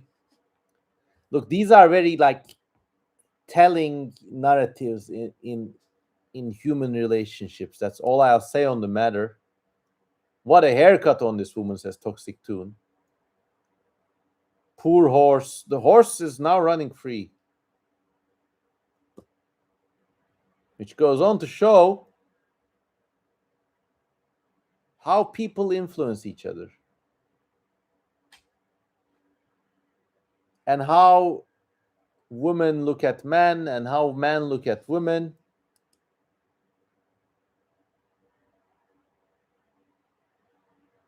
I mean, you go back to Max Ernst's view.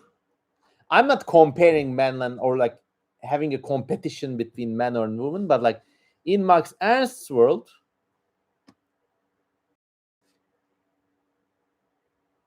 his girlfriend was one of the many wonderful and bizarre things in this complicated world. Maybe the most beautiful, but part of the landscape. In her world, he was the center of the world.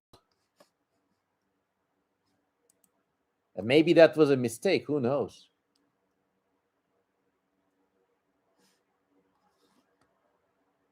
The hair looks as if it's floating on water, says Eitan. The whole house looks empty, though. Evil Robot says, well, anyways, this is just their story.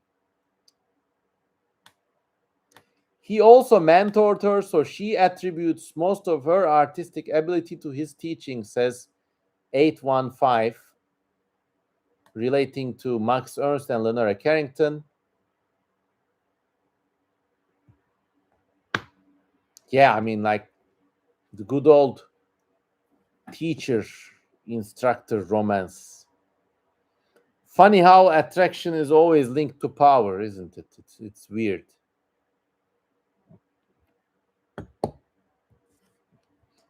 Do you like geology more or paleontology, says Evil Robot. I like paleontology more. Geology is cool too, but I don't know that much about stones or geodes or sedimentary rocks or metamorphic rocks. Check out this green light I made. Fucking uranium glass over here.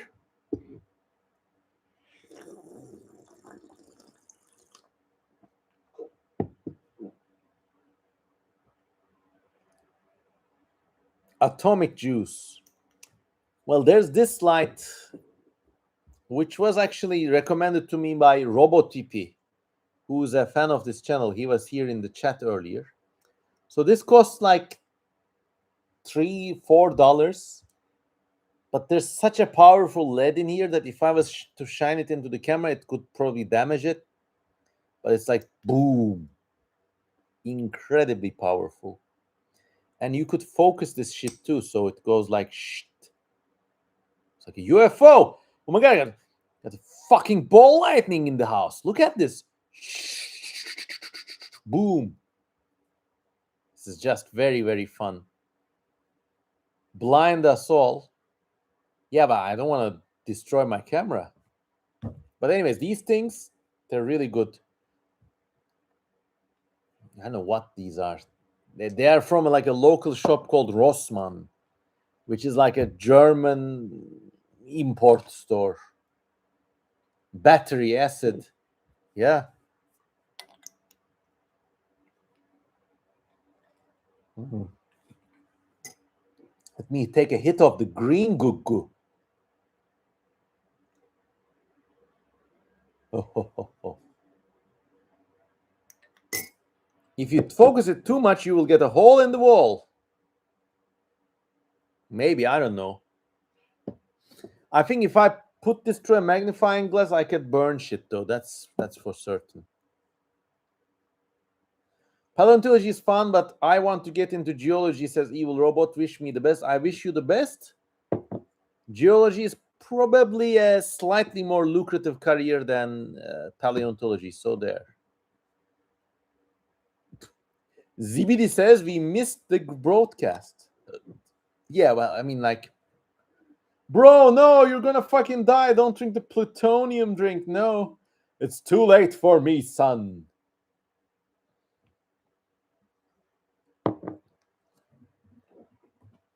After drinking the plutonium, I'm going to spray my face with Cherenkov radiation from this glowing bottle. Wow. Now, this is actually tobacco cologne from the region of Manisa in Turkey. No, this is so sad. I am doing it for you. Do not fight it. Okay, enough whimsy, everybody. 53 people watching, almost midnight. Don't worry, I'll survive. I hope you enjoyed my funny antics and tonight's discussion. The pinned comment has been replaced by a link to the All Tomorrow's Author's Answers edition, which is one of my upcoming books. So go and look it up. And if you're in the replay gang, please type replay gang so I know you've been watching. Danke, Kosemen. I wish you the best on your books. Also love studying about Chernobyl, says Evil Robot. Well, who doesn't? Was all the best, huh? All the rage last year or something. The elephant's foot and all that. Over the last 6-ish months, or was it 4 months, in February and March, I was at the UK. I was planning to stay for a week.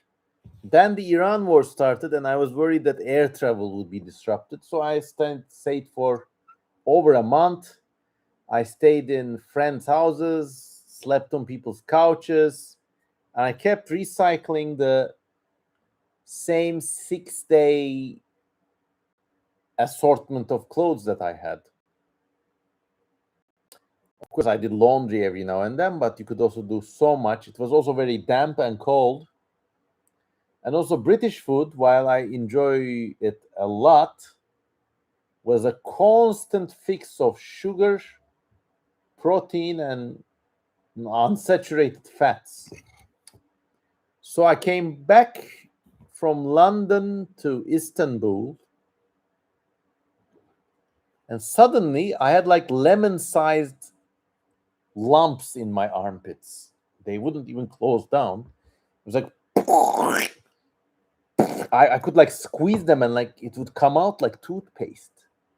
So of course this is very shocking. I went to an endocrinologist and had blood tests done. Went to a dermatologist. For a few days I feared the worst, maybe some lymphatic cancer shit. Okay, no, it happens in this age. Wait, didn't that happen after your last trip? Yes, I'm talking to you about my last trip. So anyways, we did the blood test and nothing is wrong, thank heavens. And then we showed the results to a dermatologist and a family doctor. And she said, well, your blood sugar is too spiky. You might want to cut back on sugar. Back in those days, for my breakfast, if you watch my earlier videos, you'll see it. For breakfast, for evening, I was having lots of Tim Tam slams. I was having like a Mars bar every morning or like a big chocolate wafer in the evening. It was a coffee, chocolate, beam, bam, boom. And like in when I was in the UK, I pushed this into an overdrive. I mean, there was this thing like Lion Bar. And I was drinking, like, I was eating this shit, which is actually, it's like a fucking drug. I would eat it today if I could. I was eating Lion Bars, okay? And drinking liquefied Mars bars. That's a drink they have they unironically have this drink in the UK. Like,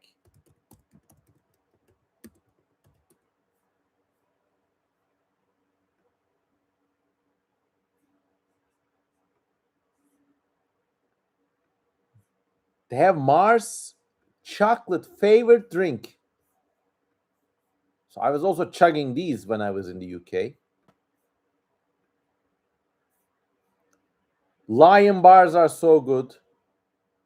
Anatoly says, wait, was it because of the sugar? Well, partially, mostly.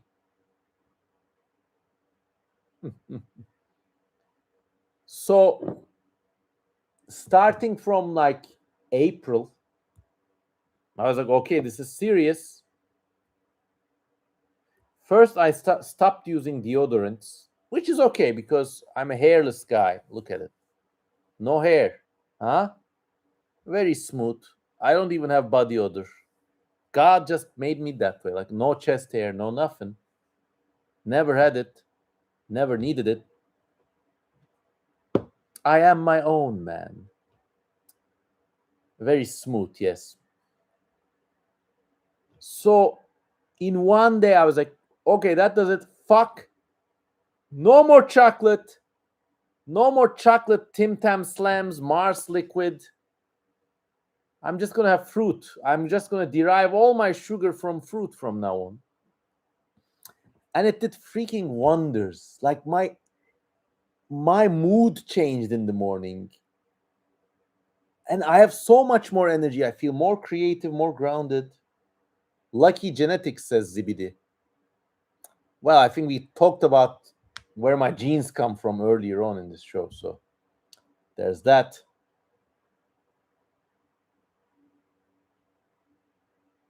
The West is like the underworld. You must be careful of eating our food.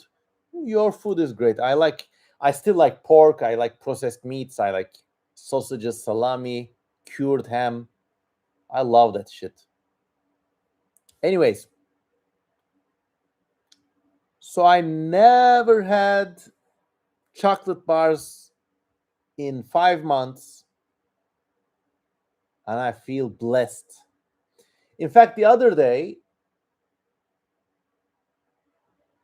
I kind of said, okay, in the afternoon, I was like, I was drawing dinosaurs and shit. Okay. Drawing this shit. Oh, I also reduced my coffee intake. I used to have like 3 cups of coffee per day. Now it's 1 cup. And the rest I'm doing with tea and milk. And did you get elevated insulin levels from the chocolate, says Lexus Galavan? Yes. It was like almost like if I had kept at this for 5 more years, I might have ended up a diabetic.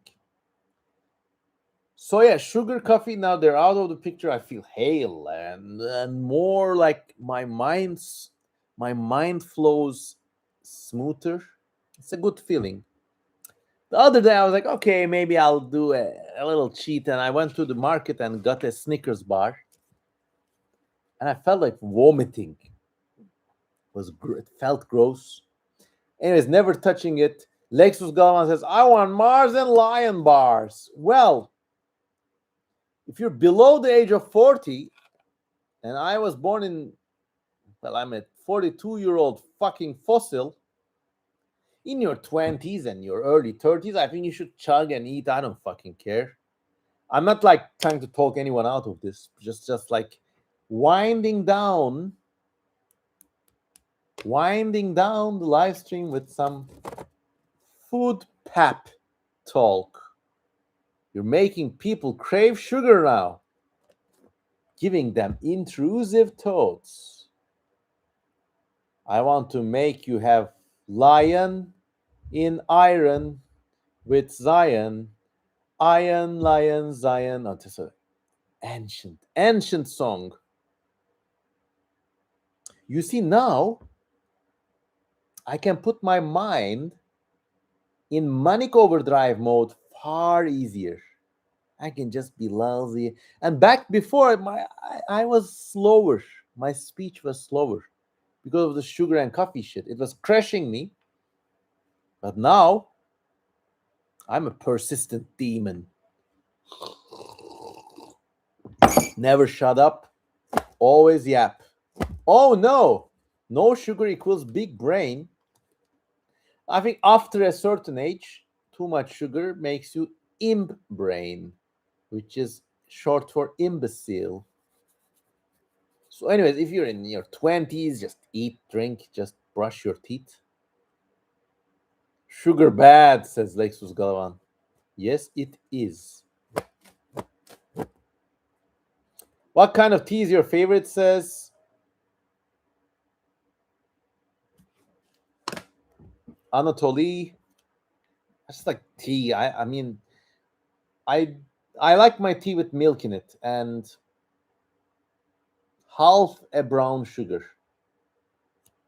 But currently, I'm having sage, not tea. Sugar sucks, says Beware of XLR. It really is an addictive thing. Like it really like formats your mind and body. Just be careful.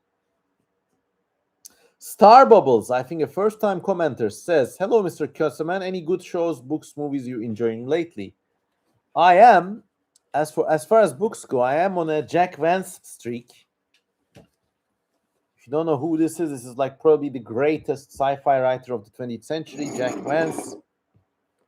He's got a series called Alastor Cluster, and these are like slice of life stories from 3 planets.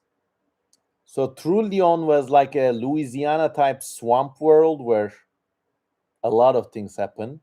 Maroon is like the Scottish Highlands with clans conspiring against each other, and one man loses his memory.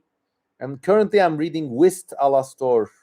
Like Alastor is a part of the galaxy, and the numbers are the planet's codes, basically. So Whist is Alastor 1716, and Whist is about a painter who leaves his quiet home planet behind and goes to the planet Whist, which has the clearest light in all of the universe. It also happens to be populated by billions of people, and it's like there's a huge city, and there are immigration problems and population problems. So he arrives there as a painter, but gets close to launching something like a revolution there. So Jack Vance, like even if this guy, if he even wrote a shopping list, go get it and read it. It's like you won't regret it. It's just like so good. Boom. Mouse Utopia, says Lexus Galaman.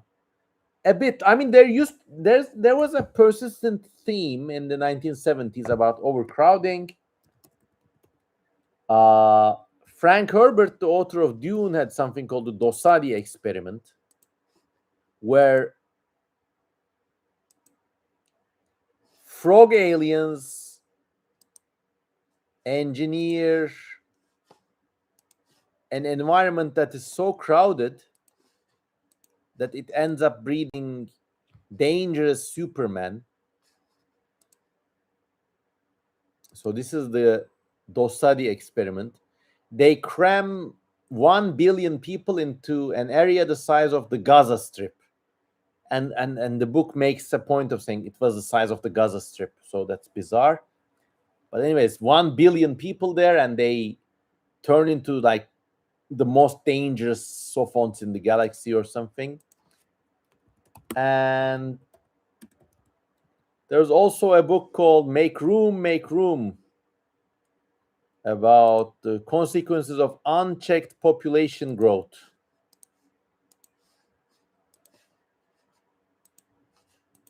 I'm trying to find the cover.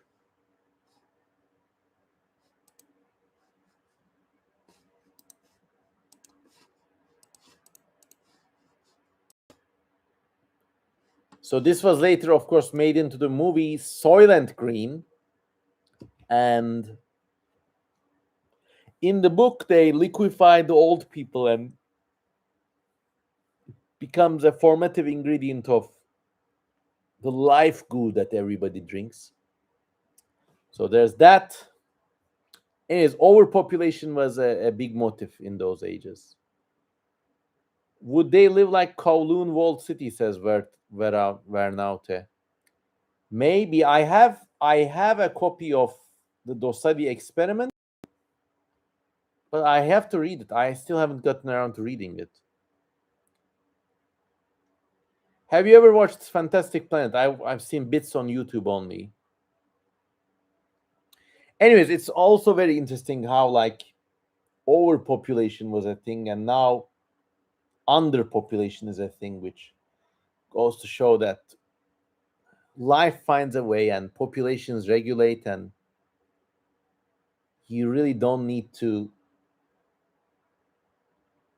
be afraid of humanity getting extinct or overcrowding itself. Such random questions, says Toxic Tune.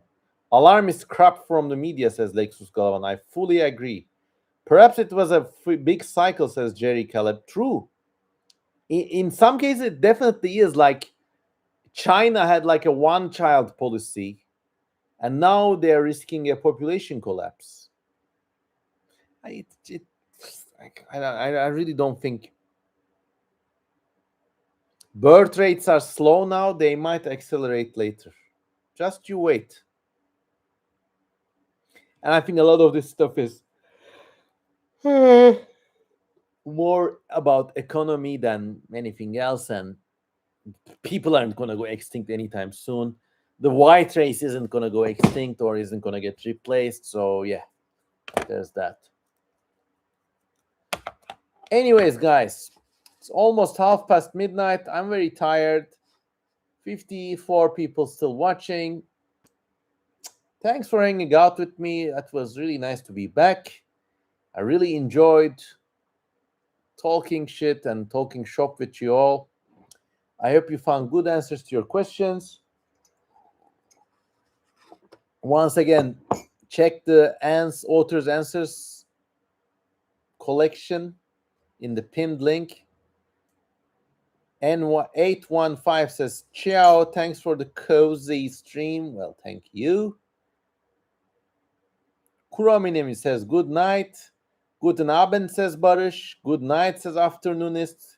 You made my day, says Evil Robot. This is the best kind of feedback an artist can get. It was an honor, says Beware of XLR. Good night, Abi, says ZBD. Lexus Galavan says, great to see you, Daddy Kozman. Long time no see. Good night, Beware. Good night, Anatoly. Good night, afternoon, says Jerry Caleb. What is deadlier, bullet or streptococcus? Well, a bullet, of course, in the right place can kill you deader than, can kill you graveyard dead. Glory to random questions. Good night to Luminoscurity. Good night to Khan. Good night to Keyframe. And good night to Evil Robot. Okay, everybody. If you're on the replay, gang, let me know. And until next time, this has been CM Kozeman. Good night. Boom!